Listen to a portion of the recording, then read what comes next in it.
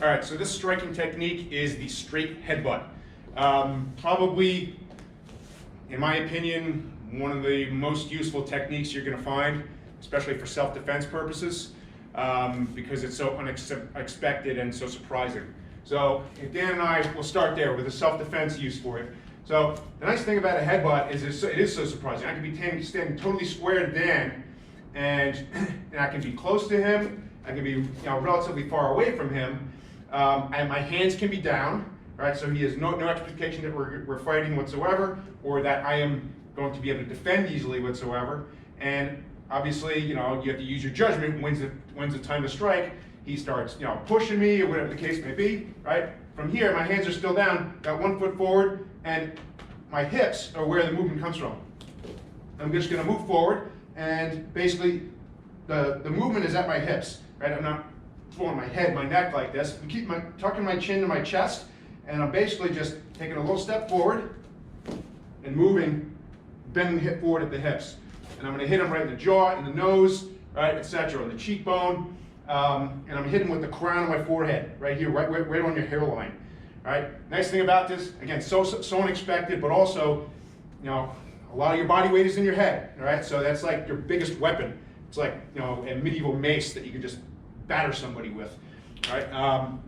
So that's a self-defense use for this. Another way you can use this is in a MMA or striking fighting situation. We get into a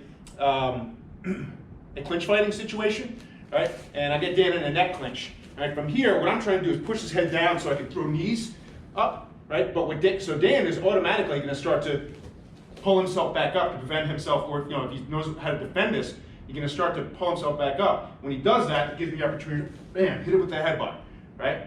So that's a good use of the headbutt. And then I can go into a variety of combinations from there, either grappling or striking.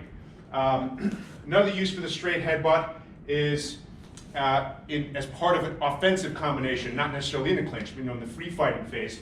So Dan and I are moving around. We got a lot of distance between us. What I need to do is I can't just go in with the headbutt here because I'm too far away. So I need to close the distance. So I'm going to do that with a series of strikes first. So it might be 1, 2, 3, and now I'm closer. Now I'm in within range, and bam, I can hit him with that headbutt. Follow up as as part of a combination. So usually once the fight has begun, right? Usually not going to lead with a headbutt, right? Because Dan might just jab you in the face, right?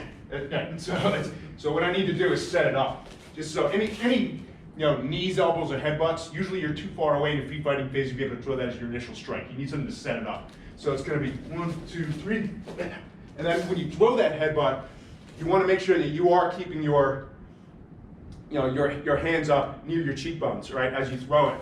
Because you can also injure yourself, obviously. You're throwing your head at somebody. You want to keep that chin tucked. Make sure you are hitting with the crown of your forehead. And yeah, you do have your hands up because Dan picked up that elbow you saw right there. I can take that in the face as well. Right? So that's another reason you don't want to throw it as your initial strike. It's a little bit too obvious. Right? So there's a straight headbutt, very useful. You'll see that a lot coming up. If you found this video useful and you want to see more, please subscribe and hit the notification bell. We upload videos at least once a week. Thanks for watching.